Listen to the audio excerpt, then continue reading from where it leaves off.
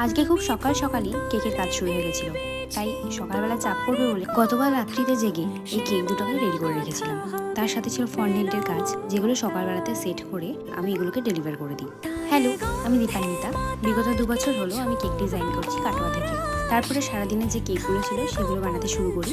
এটা ছিল 1 পাউন্ডের একটা চকলেট ফ্লেভারের কেক, যেটা ডিজাইনটা একটা টেডির উপরে হবে। আমাকে এবং আমার বাড়ির লোককে অনেকেই জিজ্ঞাসা করে যে আমি এই ডিজাইনগুলো কোথা থেকে পাই, আর ডিজাইনগুলো কি আমি কোনো বই দেখে বানাই। তো তাদের বলি আমি এই ডিজাইনগুলো একদমই বই দেখে বানাই না। আমাকে কাস্টমার কিছু রেফারেন্স দেয় যে আমার এরকম ধরনের কেক চাই এই ডিজাইনের ওপর। আবার অনেকে বলে দেয় যে তুমি তোমার ইচ্ছে মতো আমাকে একটা কেক বানিয়ে দিও এই উপলক্ষে। তো সেইভাবেই আমি কেকগুলোকে রেডি করি, কোনো বই দেখে আমি কেক বানাই না। আবারও বলি, প্রত্যেকটা কেকের ডিজাইন আমি খুব ভেবেচিন্তে করি, যাতে তোমাদের ভালো লাগে আর তোমরা খুব খুব ভালোবাসাও দাও আমার কেকের ডিজাইনগুলোকে। যাই হোক, এই ভিডিওটা কেমন লাগলো তোমরা জানিও। দেখা হবে পরের কোনো ভিডিওতে।